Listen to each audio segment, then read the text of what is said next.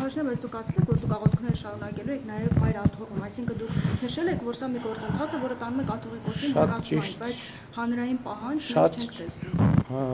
Դուք չեք տեսնում։ Այո, որովհետև մարդկանց թիվը քիչ է, այսինքն Որ լրատվամիջոցից եք։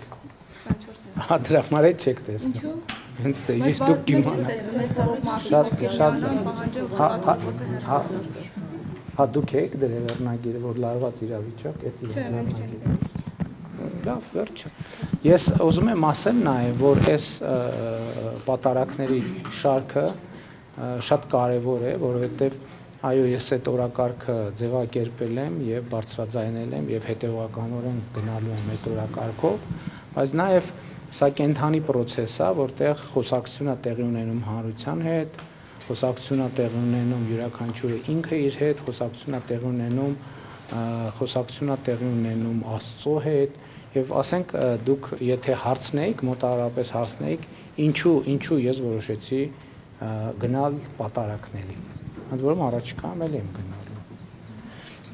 Որովհետեւ ես նաեւ իմ եթերներից մեկում պարզաբանեցի, որ ես կարծում եմ, որ խոսքը մեր սրբության սրբոցի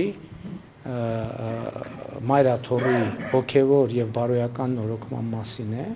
եւ այդ հոգևոր եւ բարոյական նորոգմանը հասնելու եւ մեր սրբության սրբոց մտնելու ճանապարհին մենք պետք է մաքրվենք։ Սա ինձ համար մաքրվելու ճանապարհ է ձեր ասած եզրագծին հասնելու համար, որովհետեւ իմ թեզը որն է, ես ասում եմ մենք անդադ խոսում ենք արժեքահենք հանրության մասին, բայց մենք չենք կարող արժեքահենք հանրություն ունենանք, եթե մեր սրբության սրբոցը, մեր բարոյական եւ արժեքային համակարգի էպիկենտրոնը աղտոտված է։ Բայց հետո հասկանում ենք նաև այդ քննարկումների ընթացքում, որ ի վերջո դա տեղի է ունեցել մեր միջավայրում։ Այսինքն դա տեղի է ունեցել, որովհետև մենք ենք թույլ տվել, դա տեղի է ունեցել, որովհետև մենք այդ ամենի ականատեսն ենք եւ մեր ականատես լինելու բերումով մասնակիցը։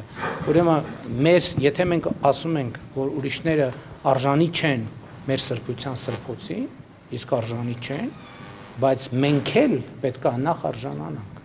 Եվ այդ է պատճառը, ինչ ենք գնում պատարակի, ինչ եմ հաղորդություն ընդունում եւ